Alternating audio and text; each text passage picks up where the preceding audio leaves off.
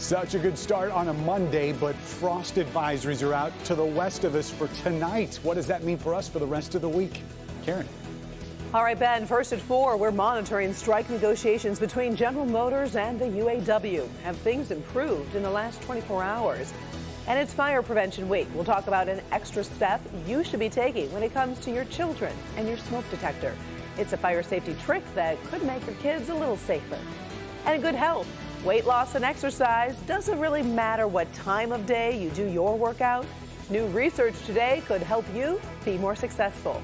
First at 4 starts now. Live from downtown Detroit, home of WDIV and Click on Detroit, Local 4 News First at 4 starts now.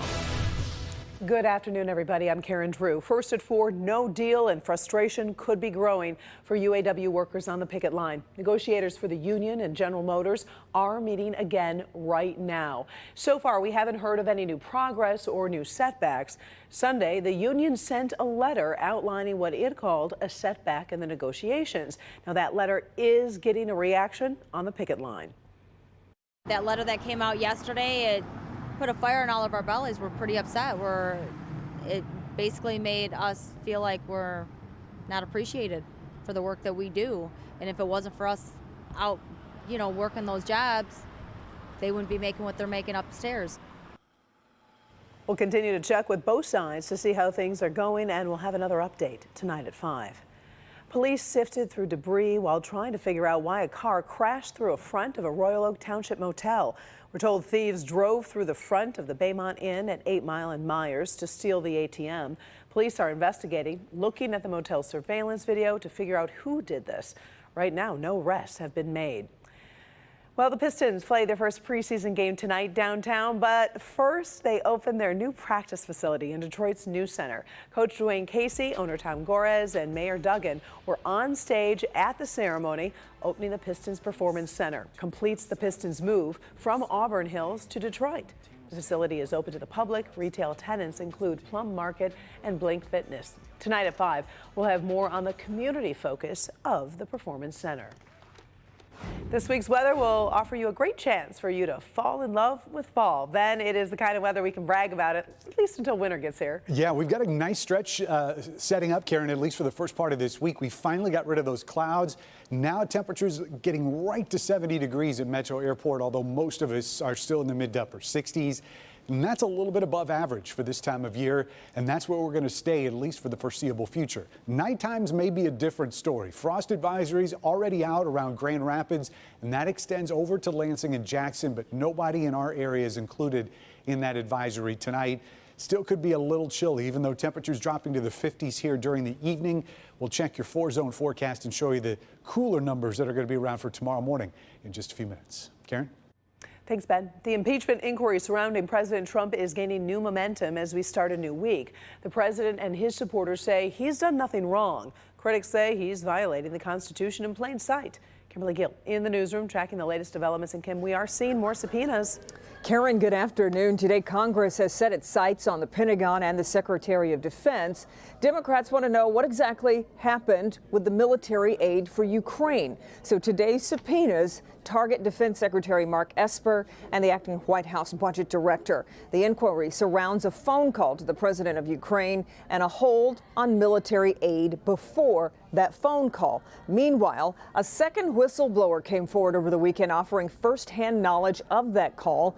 We've already seen a transcript of the call where President Trump asks Ukraine's president for a favor and references investigations of the 2016 election and former Vice President Joe Biden's son, Hunter. Well, the president has maintained there is no quid pro quo. He denies pressuring the president of Ukraine to do anything, but he's also said there's nothing wrong with asking foreign leaders to help root out corruption. So, Karen, the investigation keeps moving forward. We'll continue to monitor it here for you and bring you new developments as they happen. For now, we'll send it back to you in the studio. All right, sounds good. We'll see you at 5, Kim. New York prosecutors are one step closer to getting their hands on President Trump's tax returns. A federal judge emphatically rejected the president's request to prevent the release of those returns. Now, prosecutors are looking into alleged hush money paid to women who claim they had affairs with Mr. Trump. Right now, an appeals court has put the release on hold, at least for now. Even if prosecutors get to see the returns, they won't be made public unless they're used at trial.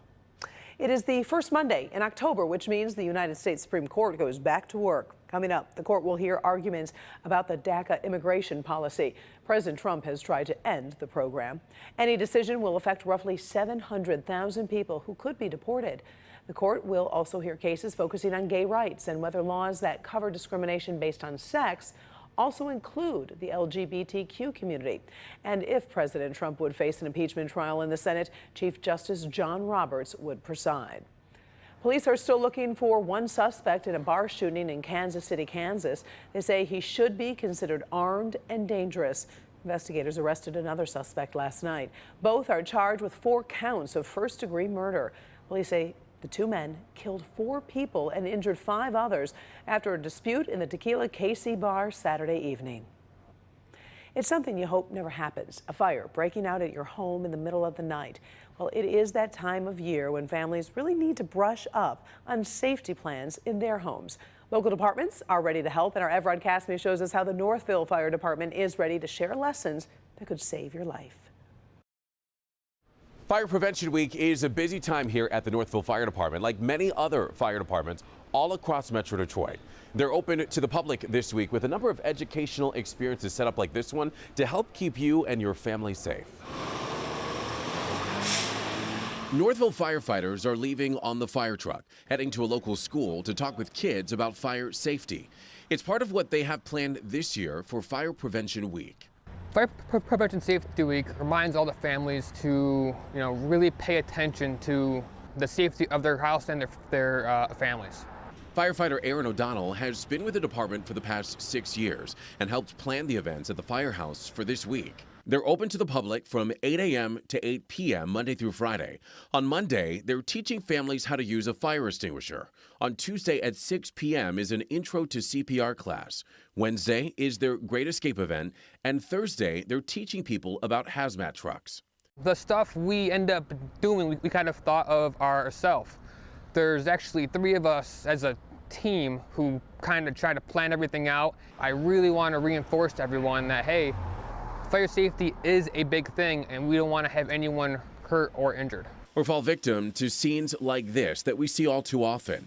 And each day during Fire Prevention Week, families can also get help with car seat inspections, as well as let their kids see a firefighter in person so they're not scared of them in the event of an actual fire. Right now, just a little uniform, we're not that scary. But when we have all of our gear on, the air pack, and tools in hand, we can get quite terrifying, especially when there's already smoke and flames in a house. And at the end of each course, each child will get one of these, a junior firefighter certificate. It's knowledge that they'll have with them for a lifetime.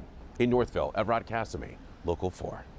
All right, Evrod, and aside from checking the batteries in your smoke detector, firefighters also suggest you actually let your kids hear what your smoke alarm sounds like. So in the event of a fire, they found if kids don't recognize that sound, they tend to run and then hide, which makes it harder for firefighters to find them.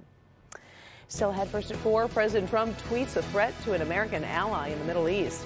There's a heated debate about a change in his administration and in good health. Want to be more successful when it comes to losing weight? New research offers advice about your exercise routine. And later, caught on camera, was this deer looking for a makeover? The story behind the video a lot of people are talking about. Stay with us.